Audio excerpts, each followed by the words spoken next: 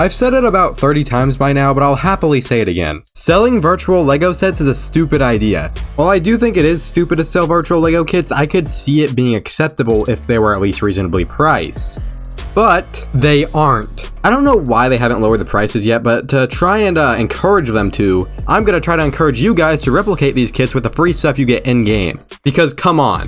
Do you really want to spend almost $20 on a virtual Lego set? I didn't think so. Anyways, I will not waste any more of your time. Let's get started.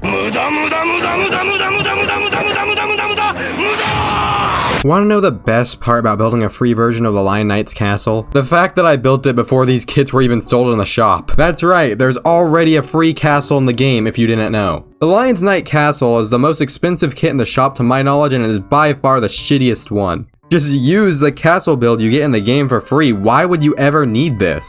I'm pretty sure this is like an actual Lego kit you can get in real life. It's like really rare, but still, just use the regular castle. Why does it matter? It's almost too pretty to break. Almost. Beachside Boulevard. This is one of my favorites, and I could definitely see people actually buying this one. I actually have this in my main world because I bought it and refunded it right after. It's very overpriced, don't get me wrong, but the content it has in it is pretty decent. Still not worth the money at all though. Well anyways, here is my take on a free version of Beachside Boulevard. Obviously there's no free blue walls in the game, so I had to use the brick walls that come with the Pleasant Park kit, which you get for upgrading a village all the way in the grasslands. For the bottom part of the build that's supporting the house, I use beam walls and log pillars. I use Suji stairs, and I use medieval railing for the rails. When I went about decorating the house, I was kinda lost, so I just went crazy with whatever I had. I wanted to add more beach related items, but it's kinda hard when the game doesn't have any beach related items. And there you have it, free Beachside Boulevard. I had a lot of fun making this one actually, and I really like how it turned out. Hopefully you guys like it too. Anyways, next up we have...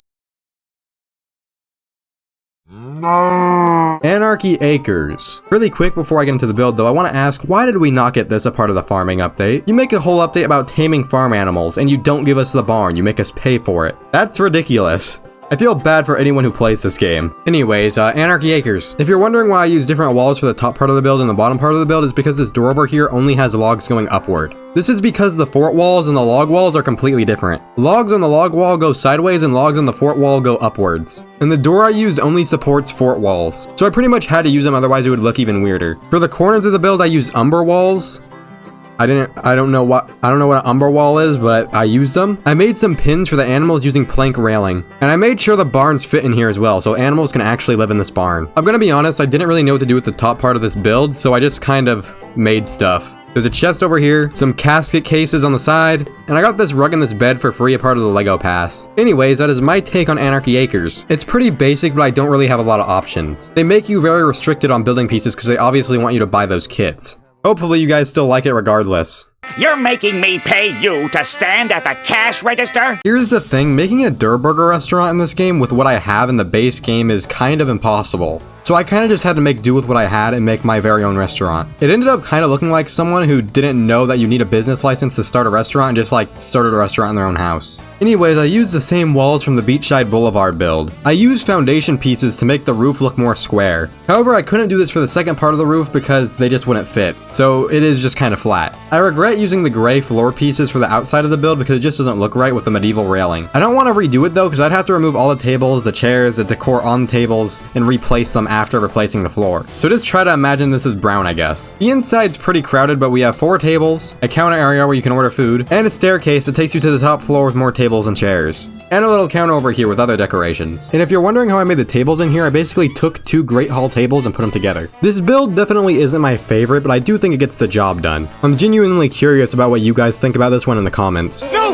Harry, no! Don't look at the light! I can't help it. It's so beautiful.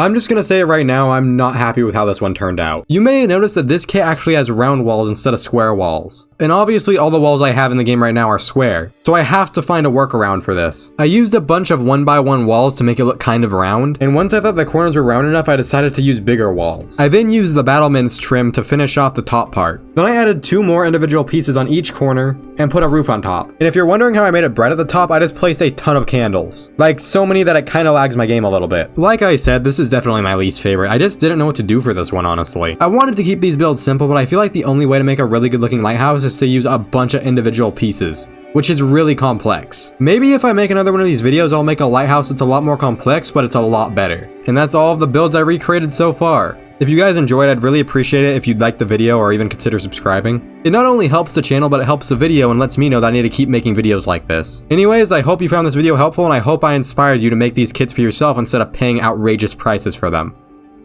Goodbye.